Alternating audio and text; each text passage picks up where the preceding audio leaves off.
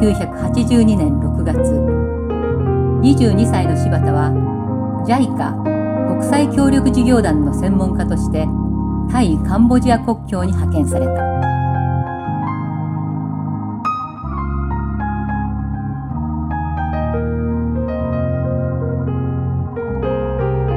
カオイダンにある JMT 日本医療チームでコーディネーターとして働いた柴田。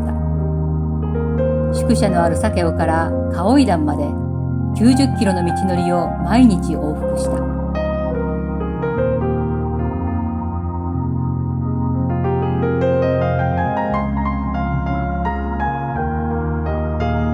柴田は外科病棟で患者の搬送や手術の補助などを行った。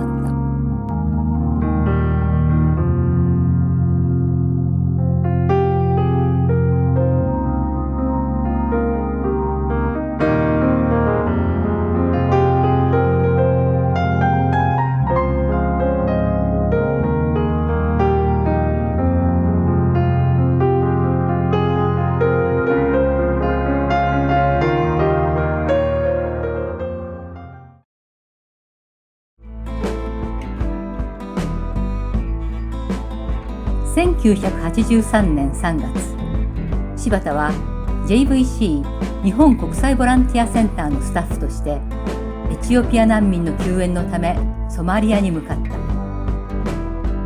現地調査を行った柴田は難民が自立するための農業プロジェクトを立案し、試行錯誤を重ねた。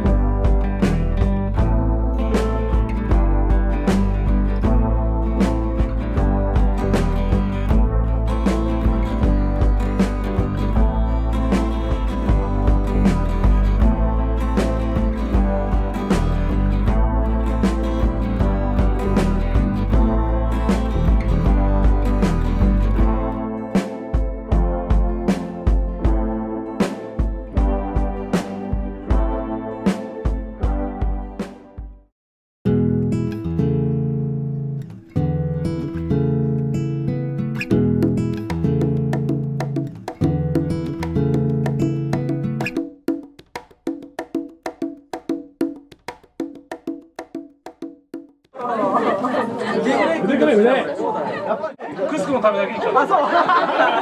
どうもありがとうございました。本当は早く子供作りたいと思うんですけど、できなくて僕の方が妊娠してしまいまして。接吻クスクはかいる。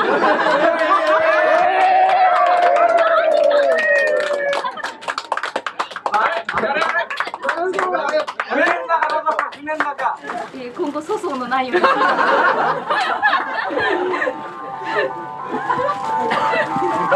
んかリアルじゃないかな。子供何人ぐらい作るんですか。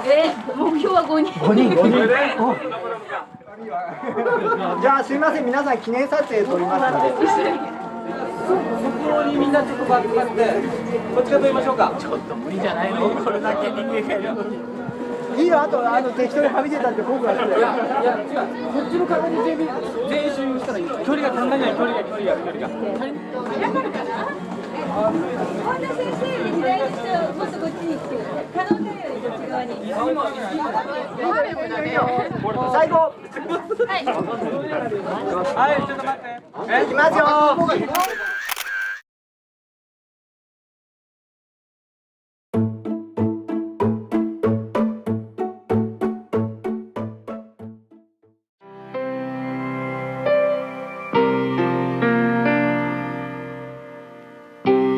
JVC 日本国際ボランティアセンターの事務所。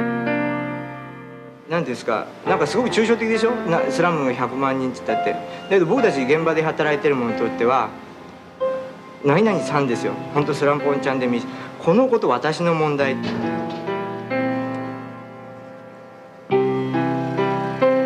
日本の市民ボランティアがタイの人たちに愛されるのは、現地の人とアジアの草の根同士対等に付き合っていく点だという。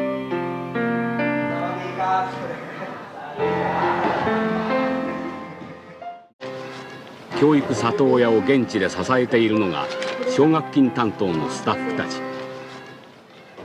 人手が足りなくなって柴田さんはとうとう奥さんのクスコさんを日本から呼んでしまった。NGO の活動は市民からのささやかな寄付に支えられているから、物と金は足りないだらけ。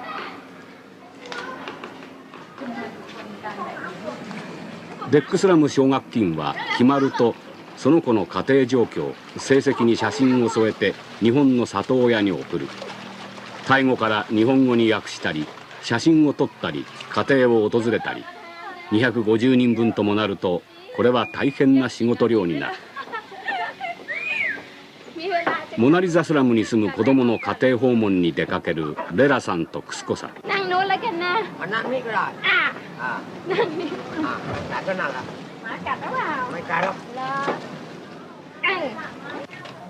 ボランティアの仕事はまず言葉を覚えることから始まる。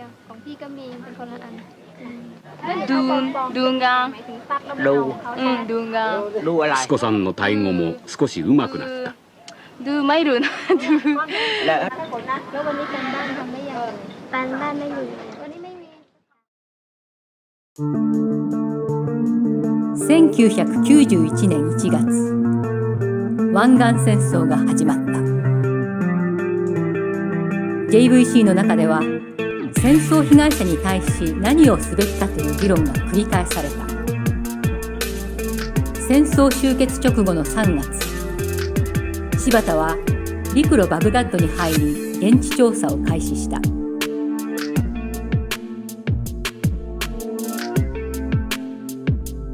柴田が目の当たりにしたのは生々しい戦争の傷跡だった。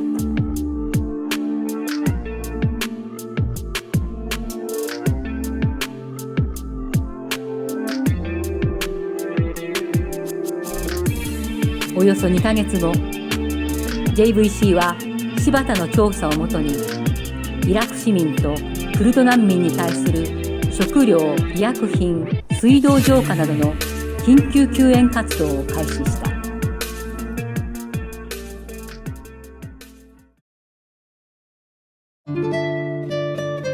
湾岸戦争以降、柴田は JVC 東京事務所を拠点に世界各地を訪問。難民や人権抑圧、貧困に苦しむ人々のためのプロジェクトの立案に力を注いだ。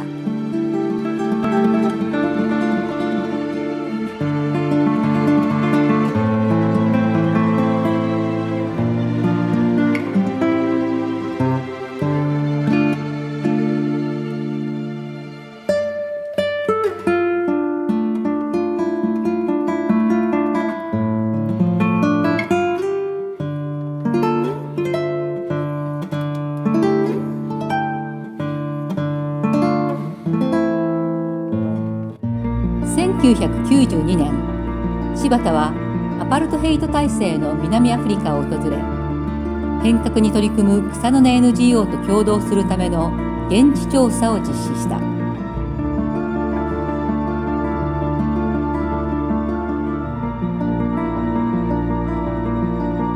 JVC は日本の NGO として初めて現地事務所を開設。黒人居住区の地域開発を行う地元 NGO のパートナーとして活動を始めた。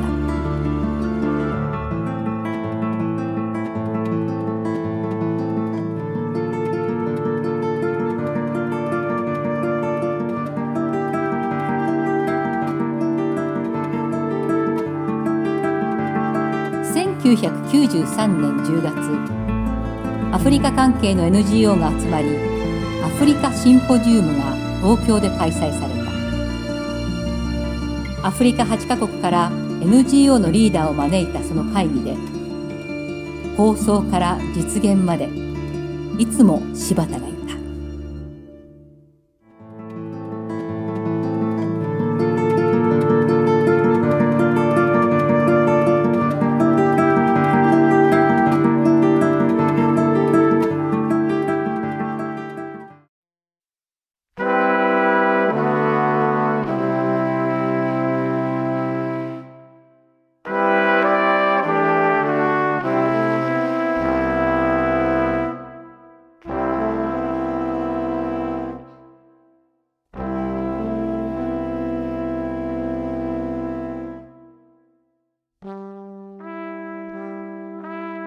1995年1月、JVC 現場代表者ミーティング。柴田が議長となり、日本や世界が変化する中で JVC はどこへ向かうべきか。3日間にわたり活発な議論が行われた。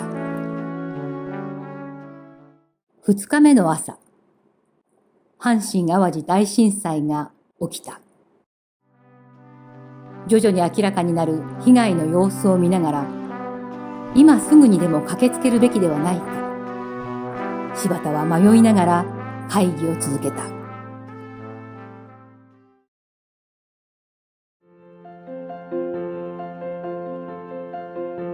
その後柴田は JVC を離れ、神奈川での衆議院選挙に立候補。惜しくも落選し、岡崎に戻った柴田は、塾の講師をしながら、新しい展開を探すために勉強していた。そんな折、愛知県で行われる愛・地球博で、国内外の NGO が集まる地球市民村という企画があり、NGO の取りまとめ役をしてもらえないかという誘いがあった。柴田は、とても良い機会だと思い参加することにした。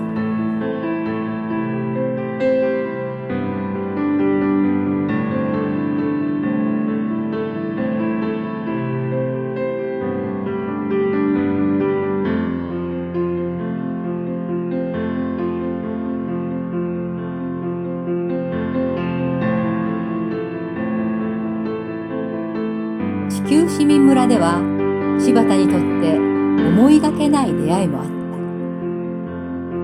地雷廃絶世界キャンペーンのチャン・ナレットさん。カンボジアで地雷を踏み、柴田が働いていた同じ病棟で手術を受けたという。23年前、2人は多分出会っていた。